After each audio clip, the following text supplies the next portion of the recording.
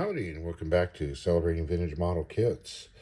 Going to be looking at another kit from VEB Plasticart. This one is from approximately 1973. It is of the Comet 4 from de Havilland. It's in 1/100th scale, and it's kit number 14. The original issue of this kit is either 1965 or 1967 from the previous version of VEB, the VEB KVZ. And we've got box art by a gentleman by the name of, I'm assuming it's gentleman, Reich. And it's pretty neat in that it's an image of the a comet taking off from the old airport in Hong Kong, which is kind of neat. At the end, I'll include a photograph showing kind of the same angle of the airport, which I think is pretty neat. This carrier in the background has got the island on the wrong side, and I don't think in looking at the pictures you'd be able to stick a carrier in the water that is on this side of the airfield. Maybe this side, but not that side. Another interesting thing on here is you've got registration numbers just repeating the BOAC as GBOAC as opposed to what's actually in the markings on the kit. So the de Havilland Comet 4, the DH-106, was a modification of previous versions of the Comet. Comet 1 was the first commercial jet airliner, first flew in 27 July of 1949, entering service on 2 May of 52 with BOAC. Then it suffered a series of fatal crashes that sidelined the aircraft for a number of years. De Havilland went back, did a lot of reinforcing, redesigning, swapping out engines eventually, and ultimately ended up with this one here, which is the Comet 4, which was the most used version of the Comet. Number of things that were done specifically for the Comet 4 was stretching the fuselage.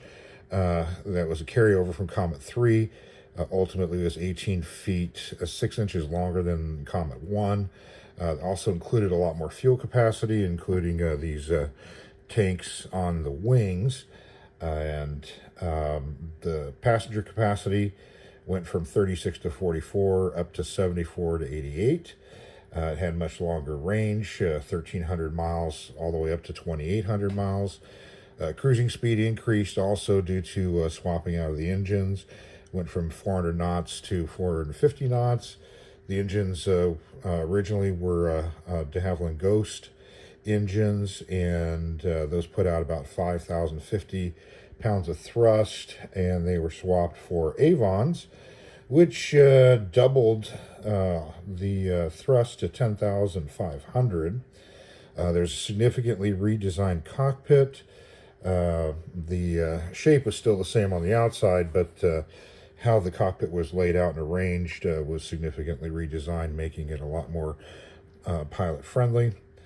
Deliveries began to BOAC of the Comet 4 on 30 September of 1958, and they also initiated the first transatlantic jet service shortly after that. We'll get into that a little bit more when we talk about the specific decals in here.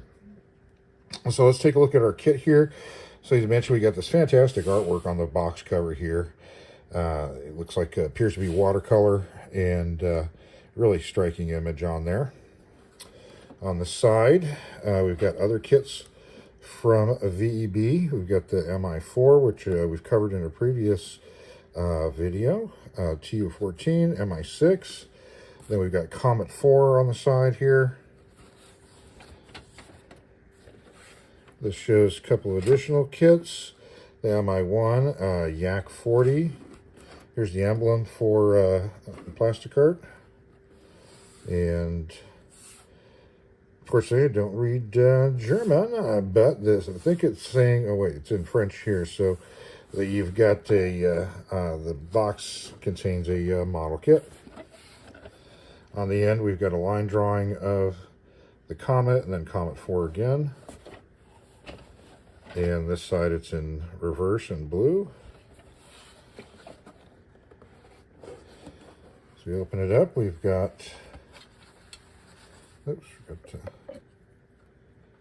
tape here.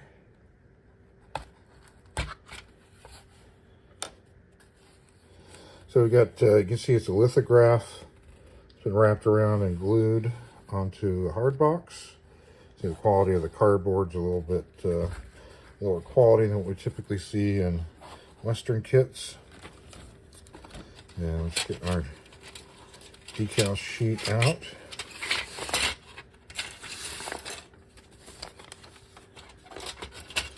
Sorry, I should have had this out already. Okay, so printed on some pretty poor quality paper.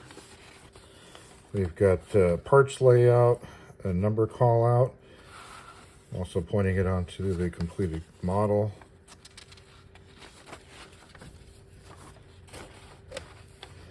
And then we've got, looks like other kits in the range. And looks like this call out for the kit parts again. Looks like your specifications of the aircraft. And then the instructions in, I'm going to assume German, probably Russian, and maybe Polish. And another Eastern European language, maybe Czech. So there you have those, and then included here is this caution. Address for Plasticart. Plastic adhesives are inflammable, dangerous materials, class 1, biological hazard.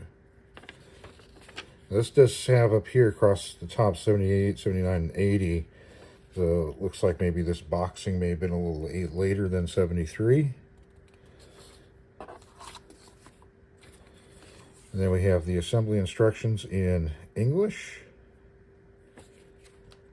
And this appears to have a 74 date.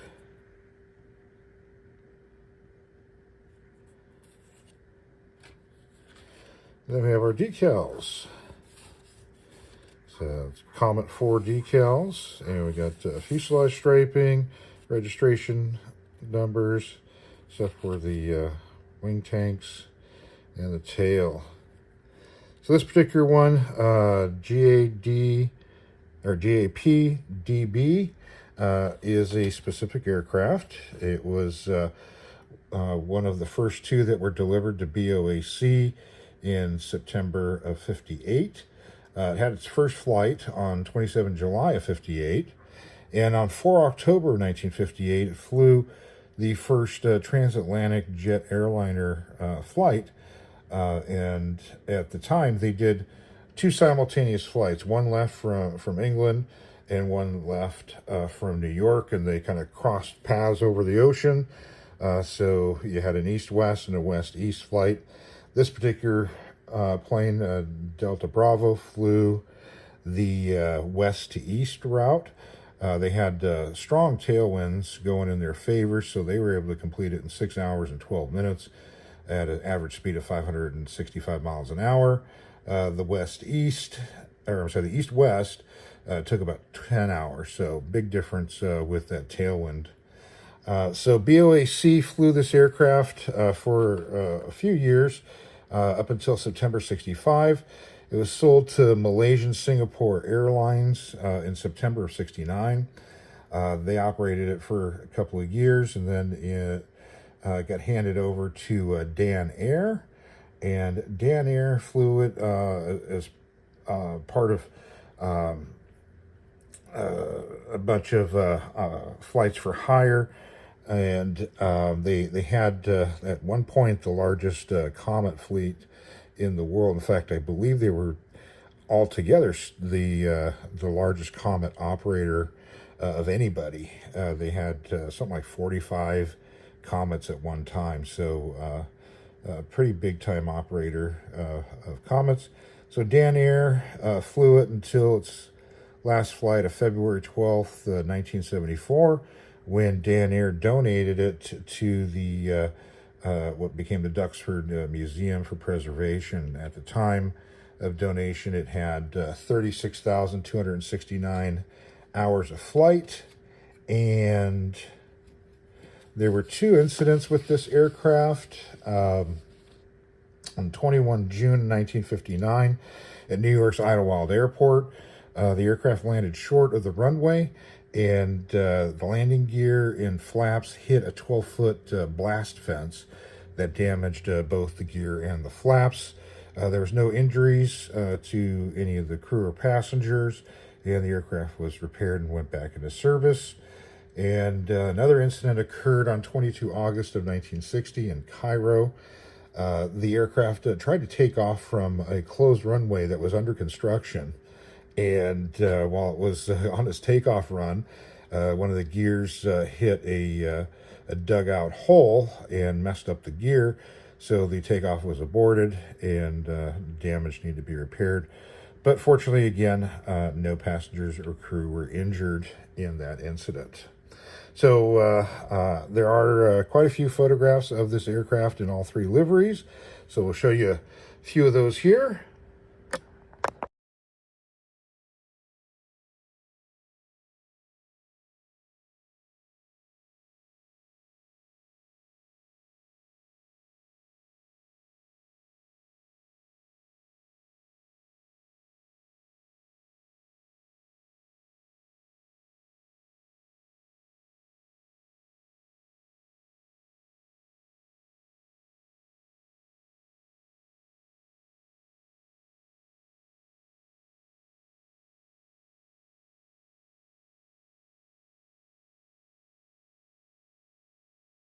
Okay, so now let's take a look at the power stick. Start with our fuselage. So we've got a long, big piece here, and it is got quite a bit of surface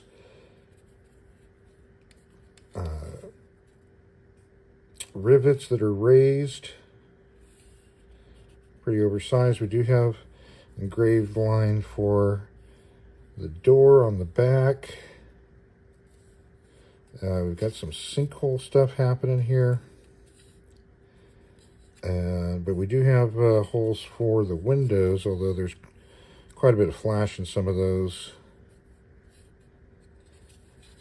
Do have engraved lines for the rudder. And some more kind of damage there too as well. Nothing on the inside for the interior. On this half, we've got a little bit more flash on this one across the bottom. Got similar damage again on the bottom of the kit here. Nothing in the wheel well. Do have a couple more doors on this side. And same thing again with the windows. Quite a bit of flash in those windows. So when I purchased this kit, the person also had a Novo issue of the Frog Comet kit, and I was unclear as to exactly if this was another issue of that or if this was its own mold. So I took out the Novo one to compare, and size-wise, these were identical to each other. In fact, almost everything was the same, with the exception of the Frog kit had engraved lines as opposed to these raised rivets. It didn't have the windows, and this wing attachment didn't have this lip on it on the Frog kit. But the two parts, like literally, I could have put the two fuselage halves together and glued them together. So that leads me to believe that this is not a 1/100 scale, that it may have been, kind of a copy of the Frog kit, which had come out before this. And the Frog kit is supposed to be 1/96 scale. So possibly they used that as the basis for designing this kit. But we may never know. Does look like we've got some warping in these parts here, so it's going to take a bit to get these things together.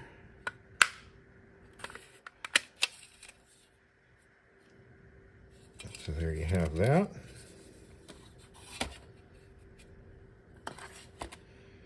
And then we have our wings. Still on the unusual sprue that we have here. We've got a repeat of these large rivets on here. We do have some raised little scoops. We do have engraved lines for the flaps and ailerons and trim tabs. Nothing on the inside of the engine. I don't think, yeah, no, you do get the exhaust. So you do get exhaust to go on here, so it's not completely see-through. And then your wing tanks are molded on.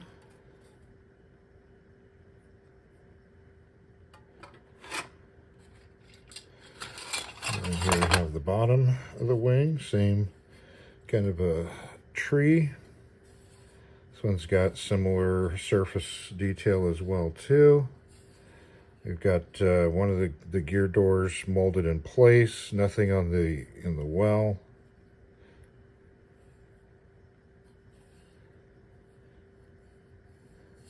Big chunk missing out of that trim tab. It's not the best quality of mold. At least the ejector pins are on the inside. Here we have the stand. Kind of a little arrow shape.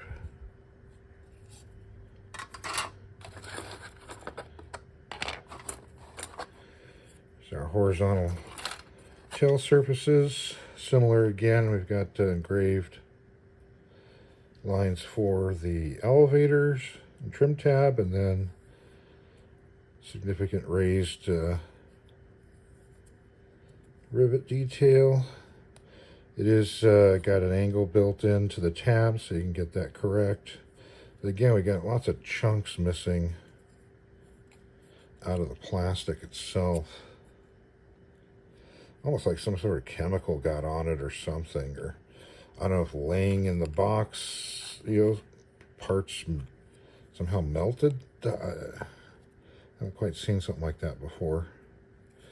A little bit of flash on these parts. I mean, it's not a lot of flash, but it's definitely, there.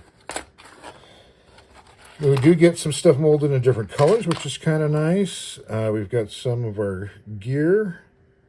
So we've got our front and main gear and our exhausts, I'm assuming. Got some pitot tubes. And then the gear doors. Also molded in the silver color. And then we get a set of wheels. Surprise, all this is still on the original trees. Then finally our clear parts. So we've got nice strips for inserting for the windows, but each one of these windows you can see has sinkholes in it. So you're going to get a little dot in the middle of each window. There's our windscreen. And that does have raised lines on the outside.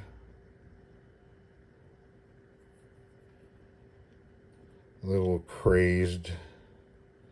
Not the clearest part in the world, but again, there's not much to look at inside. So there you have it. That is the Havilland Comet from Plasticart. So this kit had 3 different issuings. The first one, of course, was the one mentioned at the beginning from VEB KVZ. Then there was another one from another incarnation of the VEB group. And then this one here from Plasticart. If you'd like to learn a little bit more about the history of VEB Plasticart and its various iterations, previous video did a little bit more in depth on it, so I'll link that one in the channel description for you if you'd like to know more about the history of this East German company. I think that's about it on this.